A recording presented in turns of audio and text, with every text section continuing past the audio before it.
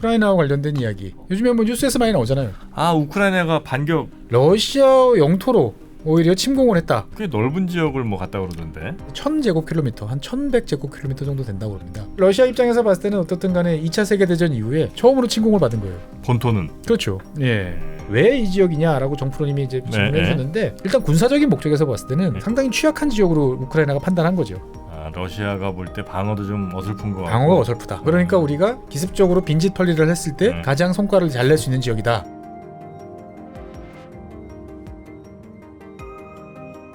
최주영 박사의 지구본 연구소, 오늘도 전 세계 흥미로운 이야기들 전해드립니다. 반갑습니다. 정프로고요. 네, 최준영입니다. 네, 오늘은 여러분들이 좋아하실 만한 소식. 네. 우크라이나와 관련된 이야기. 요즘에 뭐 뉴스에서 많이 나오잖아요. 아, 우크라이나가 반격해서. 그렇죠. 이게 반격이라고 그러면은 이제 이를테면은 뭐 우크라이나를 침공한 러시아군을 때려 눕혔다 이런 의미인데 그게 아니고 예. 러시아 영토로 오히려 침공을 했다. 그러니까 그랬더라고요. 네. 꽤 넓은 지역을 뭐 갔다 그러던데. 넓지만 네. 러시아 영토가 원체 크다 보니까 생각보다 지도를 한번 보실까요? 네. 지도를 보시면 대충 이해가 되실 거예요. 여기 지금 현재 우크라이나 지도입니다. 이렇게 돼 있고 여기 지금 그 황토색으로 표시된 게 러시아가 점유한 우크라이나 영토거든요. 그런데 여기 파란색으로 표시되어 있는 이 지역이 최근에 우크라이나가 러시아 영토를 침공한. 아, 그래요? 네. 그래서 8월 6일 날 침공이 시작됐으니까 그러면은 이제 8월 6일이면은 벌써 이제 꽤 시간이 지났죠. 그래서 얼마 전에 이제 우크라이나 당국이 밝힌 거에 따르면 이제 1000제곱킬로미터, 한 1100제곱킬로미터 정도 된다고 합니다. 그래서 뭐 서울의 2배. 서울의 2배. 서울이 604제곱킬로미터니까 2배쯤 되는데 지도상으로 보면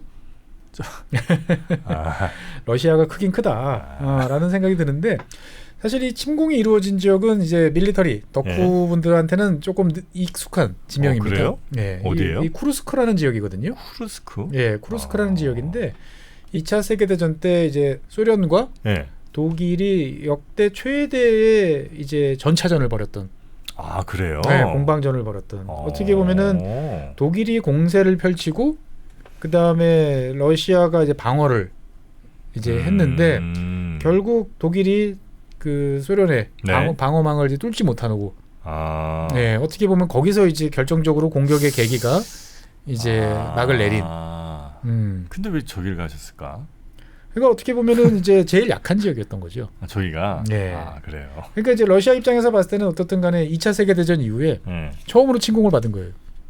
본토는. 그렇죠. 그렇죠. 예. 그래서 이제 이 지역에 보면은 이제 왜 이 지역이냐라고 정프로님이 이제 질문해 주셨는데 뭐 일단 군사적인 목적에서 봤을 때는 그 상당히 취약한 지역으로 우크라이나가 판단한 거죠. 러시아가 볼 때 방어도 좀 어설픈 거 같고. 방어가 어설프다. 그러니까 우리가 기습적으로 빈집 털리를 했을 때 가장 성과를 잘 낼 수 있는 지역이다라는 게 하나. 두 번째 이 지도에 보시면은 여기 수자라는 지역이 있습니다. 여기 S로 시작하는 지역이 표시가 될 텐데요. 이 지역이 이제 현재 원래 러시아에서 우크라이나를 지나서 이제 뭐 헝가리나 이런 지역으로 연결되는 파이프라인들이 대부분 다 막혔는데 가스 파이프요? 예. 여기는 아직 연결이 가동이 되고 있어요. 예. 그래서 이 지역을 딱 잡으면 실제로 이제 러시아의 가스 수출을 다시 또 목줄을 한번 더 잴 수 있는 그런 이제 면들도 있기는 합니다. 네네네. 근데 이제 그것만 가지고 여기를 이제 침공했다라기보다는 제가 봤을 때는 이제 군사적인 목적이 제일 컸던 것 같고. 그래서 이제 그 동안에 보통 이제 우크라이나가 러시아 침공을 몇 번 했었어요. 근데 보통 이제 그 벨튀라고 그러죠. 벨누르고 튀는.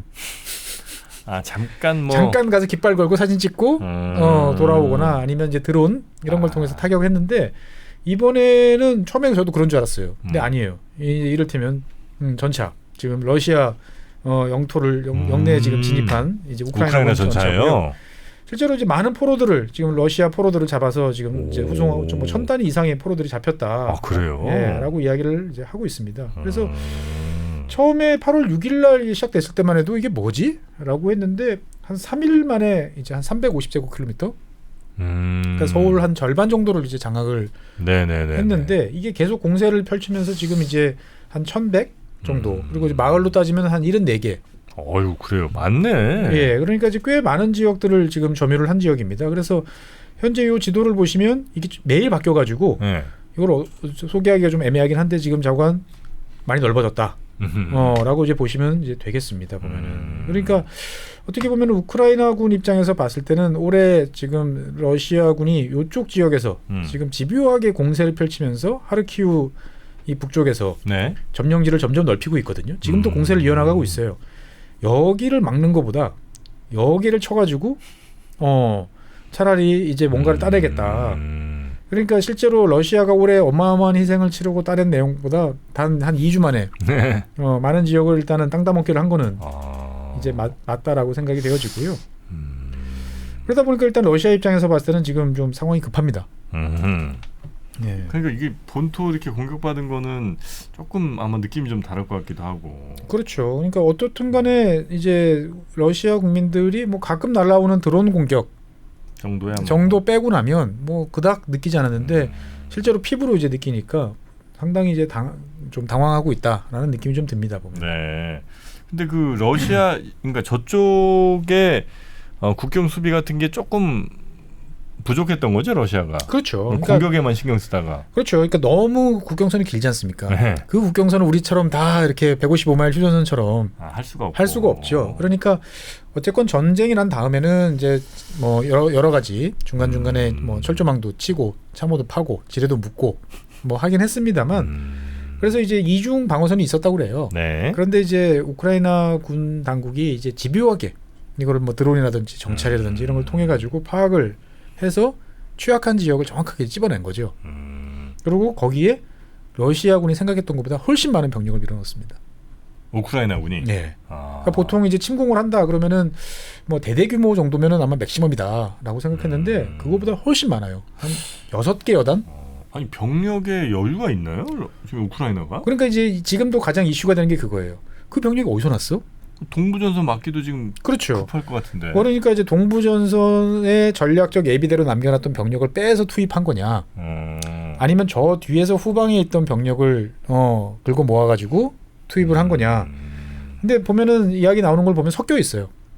얼마 전까지 방어전에 투입하려고 준비를 했던 병력이 네. 이동을 해서 들어온 병력도 있고, 저 서쪽에 있던 주둔했던 병력이 결합한 것도 있고. 그런데 정확한 숫자는 아직까지 안 나오는데 공수 여단을 포함해서 한 6개 여단? 그래요. 6개 여단이라고 생각하면 이제 정확히 감이 안 오실 텐데 보통 우크라이나 여단은 규모가 좀 작아서 한 3,000명 정도 되니까 우리 완편 사단 정도 된다라고 보시면 돼요. 보면은. 그래도 적지 않은 것 같아요. 적지 않은 거죠. 그러니까 보통 우크라이나 같은 경우는 병력을 집중 운영하는 경우가 별로 없거든요. 작게 쪼개서 운영을 하는데 여기에 이제 6개 여단 플러스 그다음에 뭐 포병이라든지 이런 것까지 같이 붙으니까 이제 완편 사단 하나 정도를 밀어놓은 거예요. 네. 그러니까 러시아 입장에서 봤을 때는 대응하기가 상당히 어렵다. 아니 그 대응을 거의 지금 아예 안 한 거 아니에요? 그렇죠. 그러니까 현재까지 지금 대응을 하려고 노력은 하고 있어요.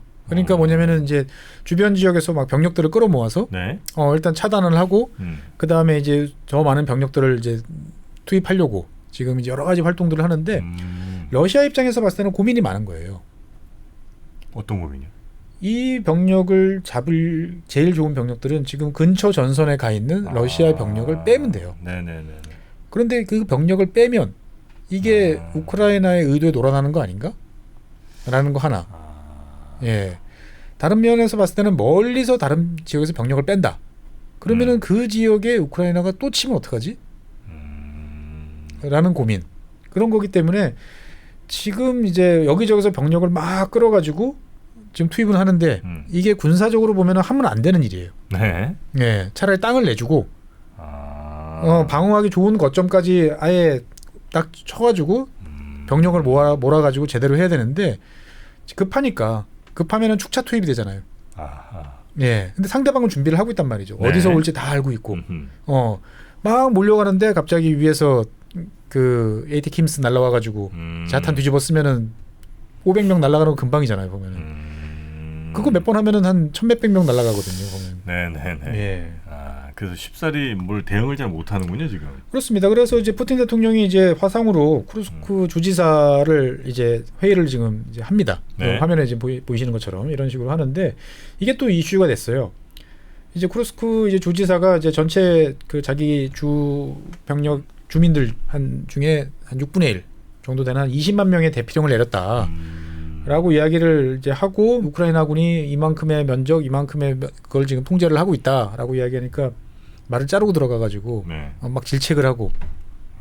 알았어. 네. 너는 지금 똑바로 하는 거야 지금. 그렇죠. 그러면서 이제 지금 벌써 한 3번 이야기를 했어요. 적을 몰아내고 빨리 영토를 탈환해라. 근데 그 주지사 힘으로 되나 그게? 그러니까 군 당국한테도 이야기를 한 거죠. 네.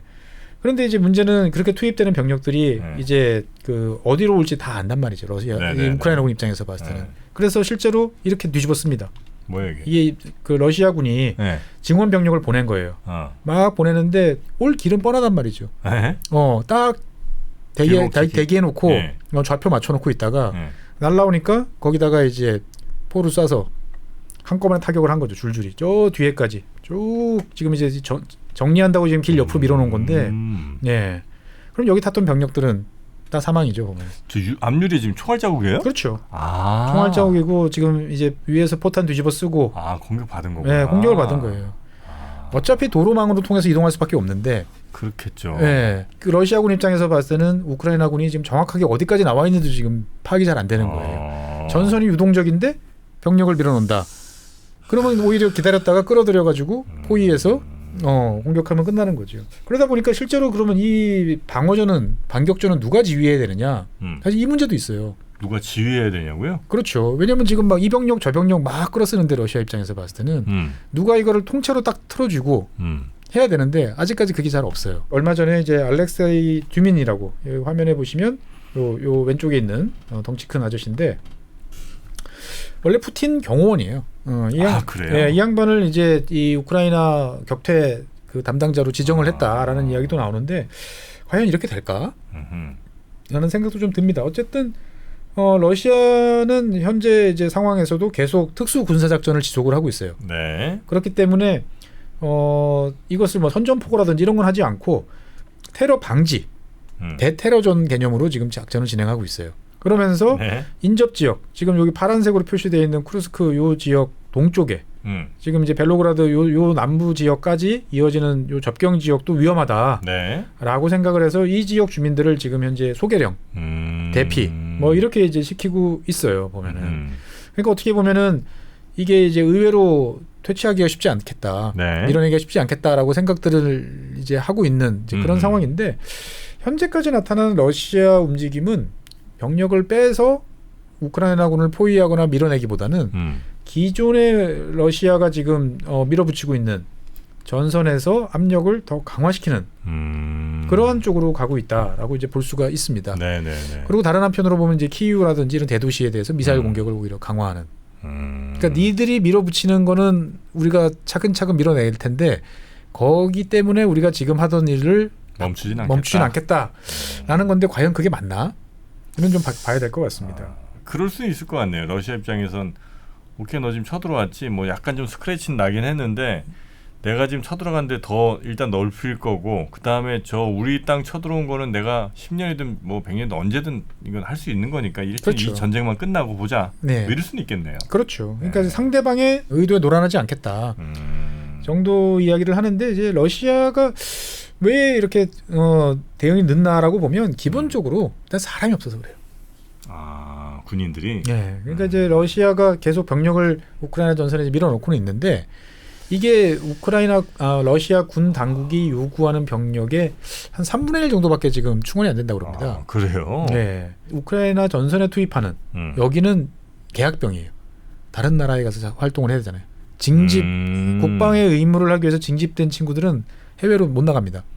방어에만 투입해요. 그래요? 네. 침공 받았을 때는 대응을 해야 되는데 이건 특수군사 작전 상황에서 내가 러시아 국경선을 넘어서 활동을 하는 거기 때문에 이거는 거기에 따른 계약을 따로 해야 돼요. 뭐 PMC 같은 뭐 이런 꼭 그런 건 아니더라도 용병이 아니더라도. 예. 근데 이제 문제는 뭐냐? 계약병은 이제 그러면 우크라이나 전선에 투입하고 그러면 징집병은 기본적으로 이 영내에 남겨야 되는데 이 징집병이 지키는 국내 방어선이라는 것들은 허술하고 싸울 의지도 별로 없고 보급도 제대로 못 받고 지금 이런 상황에 놓여 있다라는 거 하나가 있고요. 실제로 러시아 같은 경우는 최근에 병력 부족을 돈으로 메꾸고 있어요. 돈으로 요즘 저 경기가 나쁘지 않잖아요 지금 러시아. 예, 경기가 나쁘지 않다 보니까 더 문제예요. 굳이 내가 그 전선에 가서 죽을지도 모르는 걸 싸워야 되느냐? 어차피 여기 모스크바에서 이래도 되는데. 거는데. 예. 그러다 보니까 요즘에는 이제 중앙 정부가 이 지방 정부 팔을 비틀어서 예. 샤이닝 보너스를 너희들이 추가로 더 지불해라. 아. 모스크바 내에서 누가 나 사인을 하면 모스크바 너가 추가로 이제 한 2만 달러씩 더 지불해줘라라고 그래서 실제로 현재 이제 내가 그 우크라이나 전선에 가서 싸우겠소라고 하는 그 러시아 계약병 같은 경우는 한 6만 달러 정도 받는다고 합니다. 1년 안 죽으면. 6만 달러요? 예. 어마어마한 겁니다. 거의 1억 가까운. 그렇죠. 한 9천만 원. 8천만 원, 9천만 원 되는 거죠. 그러니까 러시아 최대 도시인 모스크바의 평균 연봉이 한 3배 정도 받아요. 이야. 네. 그만큼 사람이 없다는 사람이 얘기군요. 없다는 이야기죠. 그러니까 이거를 동원령을 내리면 되는데 동원령을 내리면 사회가 혼란스러워질 걸 우려하는 거죠. 대도시에서 동원령을 이제 피하고 싶으니까 돈으로 하는데 이런 상황에서 갑자기 이제 본토가 뚫리니까 이거를 막을 병력을 도대체 어디서 갖고 와야 되느냐. 그러니까 아까 말씀드린 것처럼 우리가 병력을 뒤로 돌리면 우크라이나의 의도에 놀아나는 거 아니냐. 근데 쟤네들이 계속 터잡고 넓혀가면 어떡하지? 푸틴도 고민이 많네. 그렇죠. 푸틴 입장에서 봤을 때는 어떻게 보면 전쟁을 시작한 이후에 지난 2022년에 이제 동부전선에서 이제 확 밀어붙였잖아요. 그때 이후에 지금 가장 곤혹스러운 순간이 아닐까라는 생각이 좀 듭니다. 보면. 네. 자, 그러면 우크라이나는 러시아 본토 공격을 해서 얻으려는 기대 뭐가 있을 거 아니에요? 목표 같은 게. 그렇죠. 그래서 뭐 여러 가지 이야기들이 나옵니다. 예. 뭐 이거를 이제 1, 2, 3으로 나눠볼 수 있는데 이걸 뭐 셋 중에 하나 택일이라기보다는 서로 섞여 있겠죠. 그래서 일단 전술적으로 보면 이제 이 히르키우 지금 이제 우크라이나 2대 도시인 요 지역 북쪽에서 지금 계속 공세가 오래 이어지고 있거든요. 네. 5월 달부터 계속 공세가 이루어지고 있고 러시아가 느리지만 계속 방어선을 무너뜨리고 전진을 한단 말이죠. 그러니까 이거를 과연 그냥 계속 여기서 막아서 막는 게 낫냐. 이 압력을 맞서는 것보다 다른 지역에 뭔가 전선을 열어가지고 이거를 해소하는 게 낫지 않겠느냐라고 네. 해서 당면한 문제를 해결하기 위해서 지금 공세를 펼치는 거 아니냐라는 이야기들이 있습니다. 보면. 네. 그리고 이제 요 지역 말고 여기 지금 이제 숨이라고 하는 지역, 요쪽 우크라이나 좀 더 북쪽 지역, 요 지역 주변에서도 지금 러시아군이 지금 본격적으로 좀 공세를 펼치는 준비하고 있는지 이런 면들이 이제 많거든요. 그러다 보니까 이거를 언제까지 우리가 수동적으로 막냐.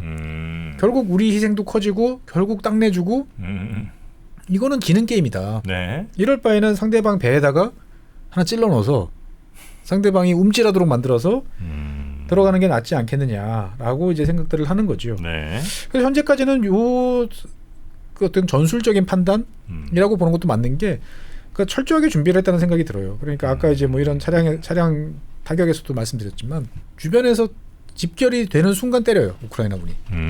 네. 그건 뭐 어떻게 위성으로? 그러니까 뭐 드론이라든지 그리고 이제 도로망들을 이미 빤하게 파악을 하니까. 뭐 그렇겠죠. 예. 러시아처럼 넓은 영토에서 알보병들 행군시켜서 이동할 수 있겠습니까? 무조건 기차 아니면 트럭인데. 네. 그러면 이동로는 뻔하잖아요. 그래서 얼마 이상의 병력이 집결해서 이동한다라는 시그널만 확인되면 때려버리는 거죠. 그러니까 어떻게 보면은 이제 실제로 전선으로 향하는 병력들을 이런 식으로 뒤에서 계속 소모시키면서 전술적으로 북부 전선에 지금 가해지는 그 압력을 완화시키겠다라는 네. 전술적인 판단이 하나 있을 수 있고요. 두 번째는 이제 이게 결국은 이제 정치적으로 휴전 대비용 아니냐. 휴전 대비용? 네. 나중에 이제 휴전했을 때 우리가 거래할. 그렇죠. 휴전이라는 것은 기본적으로 이제 현 시점에서 현재까지 확보된 영토를 기준으로 대부분 나눕니다. 네. 그런데 이제 나눌 때 이거 너무 지키기가 어려워라고 하면 거기서 이제 물러서죠. 우리나라 같은 경우는 한국 전쟁 때 우리가 개성 이쪽을 내준 지역이 도저히 방어를 할 수가 없었거든요. 그러다 보니까 이제 우리가 내려온 셈인데 그런 거 아니면 대부분 확보한 영토를 가지고 이제 이야기를 하는 거죠. 근데 우크라이나 입장에서 봤을 때는 지금 휴전을 만약에 한다 그러면 얻은 게 아무것도 없어요. 네. 그럼 나도 패가 있어야 될 거 아니에요. 네. 네. 그러니까 그때 이제 막굴 패로서 지금 하는 거 아니냐 하는 이야기도 있고 사실 이제 그러한 목적이다 보니까 지금 현재 꽤 이 우크라이나군 동향을 보면 네. 그냥 치고 빠지는 게 아니고 아예 눌러 앉을 생각을 좀 하고 있어요. 그쪽이 진지구축해요? 네. 그래서 현재 이제 뭐 참호파고 요새화 작업하고 뭐 주둔지 건설하고. 네. 그러니까 이제 이렇게 보다 보니까 야 그럼 우크라이나가 조금 더 멀리 보나? 그럼 이제 여기서 헷갈리는 게 그러면 우크라이나가 어디까지를 선으로 긋고 있는 거지? 뭐 모스크바까지 가자. 이건 아닐 것 같고. 그건 아닐 것 같고. 예. 그러니까 지금 이제 아까 1000제곱킬로미터라고 그랬는데 깊이로 보면 한 40에서 50km 정도 돼요. 그러면 40에서 50km 좀 많이 들어간 데는 한 100km 정도까지 들어갔는데 네. 이거 보급로를 안전하게 확보하는 거 만만치 않거든요. 그러니까 현 시점보다 더 밀고 가지는 쉽지 않겠다라고 이제 보여지는데 한숨 돌리고 더 나갈 수도 있지 않냐. 네. 그런데 결국은 땅을 충분히 확보를 해서 휴전에 대비한 패로 쓰는 거 아니냐라는 네. 이야기도 있고요. 다른 한편으로 보면 이제 좀 더 극단적으로 계속 병력이 손실이 되고 우크라이나 입장에서 봤을 때 점점 밀리는데 이거를 뒤집을 만한 뭔가 결정적인 카드를 한번 날려야 된다. 네. 그러니까 이 땅을 적당히 지키는 어떤 이런 포지션보다는 네. 더 공세적으로 나올 수도 있다. 쭉쭉쭉쭉 밀어 붙여가지고 네네. 뭐 쿠르스크주 전체를 뭐 턴다든지 아니면 옛날에 히틀러가 진군했던 그 루트를 따라가지고 모스크바를 위협할 수 있는 근처 지역까지 가서 네. 러시아 내부의 혼란, 그 다음에 이제 뭐 푸틴에 대한 이미지 실추 이런 걸 노리는 거 아니냐. 뭐 충분히 그것도 뭐 가능한 얘기 같긴 하네요. 말씀 듣다 보니까. 그렇죠. 근데 네. 그렇게 쓰기에는 너무 많은 걸 투입했어요. 정말 금쪽 같은 완편사단 하나를 투입한 건데 어떻게 보면은 지금 우크라이나군이 가지고 있는 가장 좋은 예비 부대 전력을 다 투입한 상황이라고 저는 보여지거든요. 네. 근데 그 목적이 불분명하면 상당히 이제 이걸 왜? 어차피 시간이 지나면 희생은 커질 수밖에 없는데 여러 가지가 지금 섞여 있는데 제가 봤을 때는 결국은 셋 다 가능은 한데 아마 우크라이나 입장에서 봤을 때는 뭔가 우선순위가 명확히 있을 것 같아요. 해보다가 좋은 쪽으로 가자는 사실은 100점 100패거든요. 네네네. 네. 그 진짜 의도가 뭔지는 시간이 조금 지나면 이제 나오긴 하겠죠. 그렇죠. 그러니까 네. 우크라이나 내부적으로도 생각보다 너무 러시아가 쭉 밀리니까 네. 약간 지금 어디까지 해야 되나? 당초 목표로 수정해야 되나? 아 그래요? 약간 좀 그런 느낌도 좀 들어요. 보면. 예.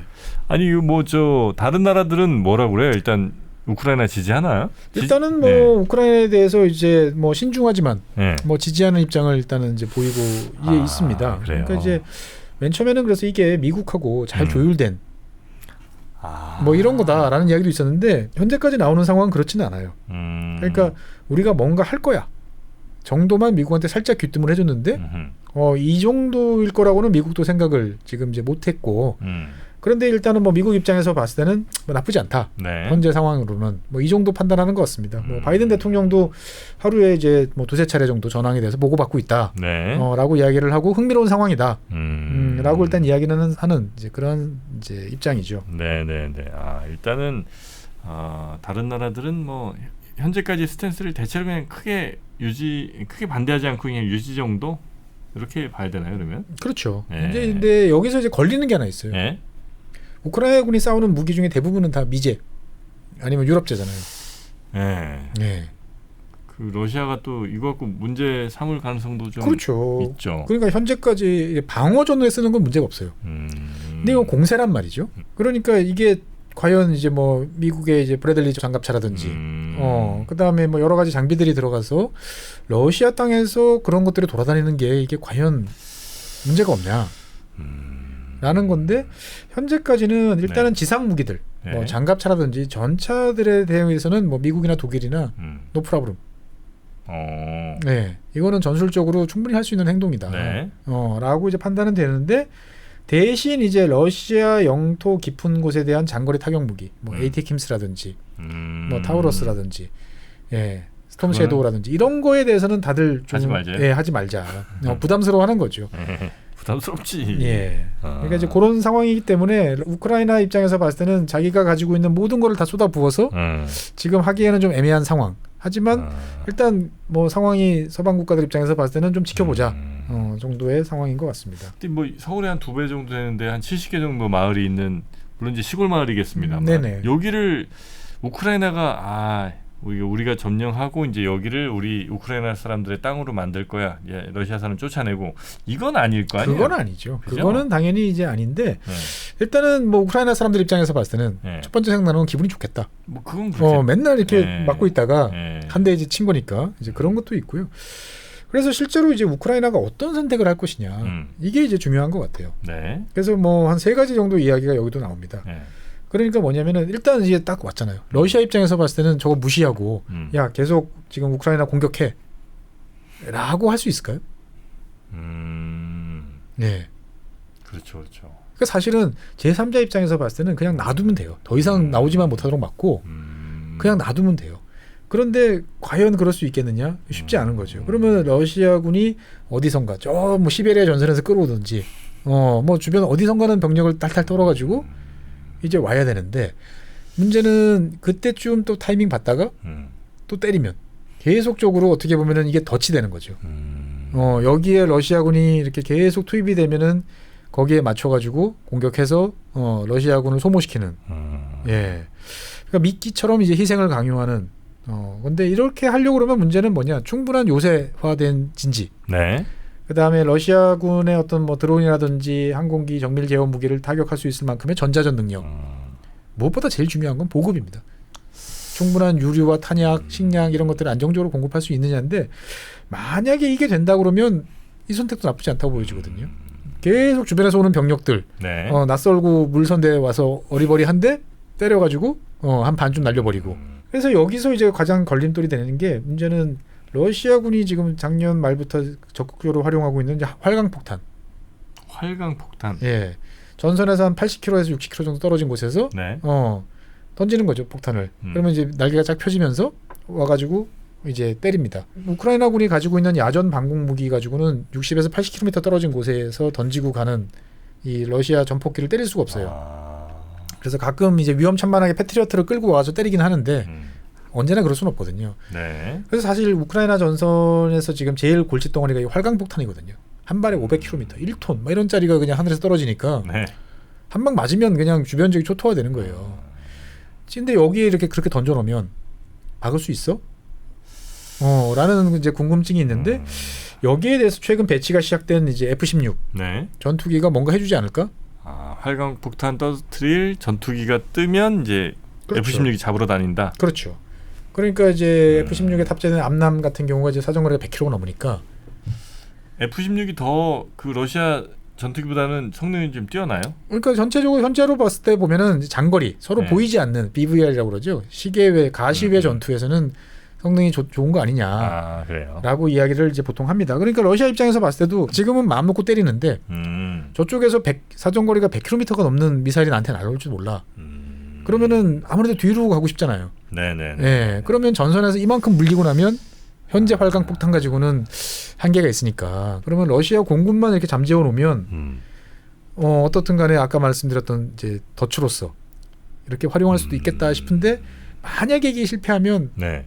우크라이나 입장에서 봤을 때는 국가 전략 예비 부대를 그냥 날려버리는 거예요. 그렇죠. 아니 우크라이나도 병력이 그렇게 뭐 원활치 않을 텐데. 그렇죠. 어떻게 했지? 그러니까 이제 보다 현실로는 네. 나갈 만큼 나갔다가 그 중에서 이제 상당 부분을 후퇴하지 않을까. 그러니까 뭐 한 1,500까지 늘려놨다가 면적을 한 3,400 정도. 방어선에서 가깝고 러시아 우크라이나 원래 국경에서 가까워서 네. 언제든지 이 정도는 우리가 커버할 수 있어 라는 정도로 축소를 해놓고 여차하면 우리가 또 나갈 수 있어 라고 하면서 그냥 러시아군 병력을 거기다 붙들어 놓는 것조차도 그 굉장히 큰 것 같아요. 그것도. 나쁘지 않다. 이 동네도 그렇고 아마 이렇게 한번 쳐들어갔으니까 그 국경을 맞대고 있는 다른 동네에서도 그죠? 그렇죠. 거기도 경계를 어쨌든 더 많이 해야 될 거라 예. 우크라이나 입장에서는 뭐 나쁘지 않은 선택 같긴 하네요. 그렇죠. 그리고 다른 한편으로 보면 이거를 이제 스텝을 끊어서 움직이자. 1단계, 2단계, 3단계 이런 전략이 있는 거 아니냐. 네. 그러니까 당장 우크라이나군 입장에서 봤을 때 효과를 보고 있는 게 뭐냐면은 기존에는 이제 닿을 수 없었던 러시아 내부에 있던 러시아 공군기지를 지금 타격을 하기 시작을 했어요.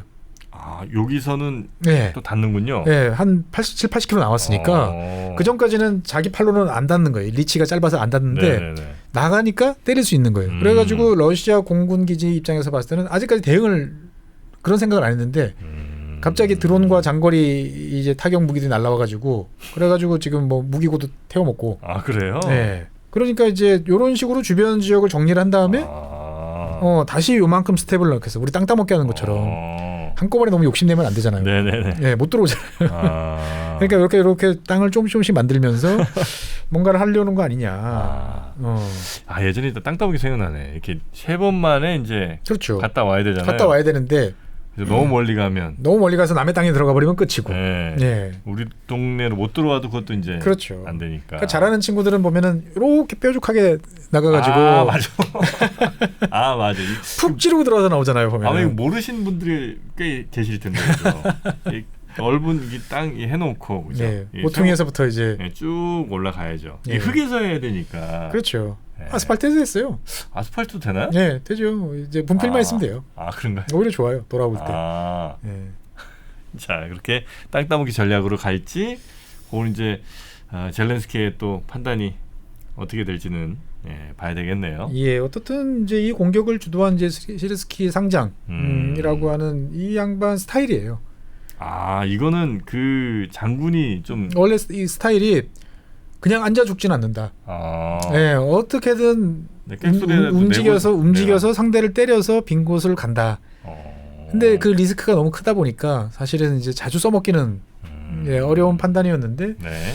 어떻든 간에 이번에는 우크라이나 군이 2022년 가을 공세처럼 여러 가지를 잘 지켰어요. 철저한 보안. 그리고 엄살. 그래서 이제 젤렌스키 대통령도 휴전 뭐 이런 이야기도 흘리고 여러 가지 어렵다라는 이야기도 흘리고 방심하게 만들고 대신 이 전선에 있는 이 병력들 이야기를 들어보니까 장교들은 3일 전에 이야기 들었대요. 우리는 러시아로 간다. 그 다음에 사병들은 하루 전에 이야기 들었대요. 아 그래요? 네. 뭔가 그래도 확실히 전쟁이 좀 계속되면서 뭔가 군기라든지 아니면 그런 시스템 같은 게 조금 더 실전에 맞춤형으로 가긴 가는 모양이네요. 그러니까 느는 것도 있고 안 좋아지는 것도 있고 막 이제 섞이는데 어떻든 간에 모든 전쟁에서 상대방을 속이려면 나부터 속여야 되는데 보안을 철저히 해야 되고 우크라이나군이 최소한 그 면에서는 이번에 상대방의 허를 찔렀다. 네네네. 그래서 이게 의미 없는 그냥 일회성 쿡 찌름인지 아니면 전선에 있어서 뭔가 큰 영향을 미치고 앞으로 전황에서 큰 변화를 만들어낼 근본적인 어떤 변화인지 등등에 대해서는 좀 봐야 될 것 같습니다. 걱정이네요. 또 러시아가 또 본토 공격받은 거를 명분으로 무슨 전략무기 같은 거 혹시 꺼내지 않을까. 그렇죠. 근데 이제 이걸 꺼내면은 자기네 땅에서 행복이 그건 또 쉽지 않을 것 같고. 그러니까 이제 우크라이나 입장에서 봤을 때는 여러 가지를 지금 이제 해볼 수 있는 이제 그러한 상황이다라고 말씀드릴 수 있겠습니다. 네네네. 자 일단은 우크라이나가 이번에 러시아 영토 안쪽을 공격을 해서 적지 않은 넓이의 땅을 지금 우크라이나가 점령을 한 상태고요. 그렇습니다. 네, 그리고 포로도 꽤 많이 생긴 것 같고 러시아로 쳐들어간 우크라이나 뭐 이렇게 되겠죠. 예. 자 과연 이 뒤의 일이 또 어떻게 되는지는 저희가 주의 깊게 살펴보면서 여러분께 또 전해드리도록 하겠습니다. 자 오늘은 여기서 마무리하시죠. 네. 오늘 함께해 주신 법무법인 율촌 최주영 박사님이었습니다. 오늘도 친절한 설명 대단히 고맙습니다. 네, 감사합니다.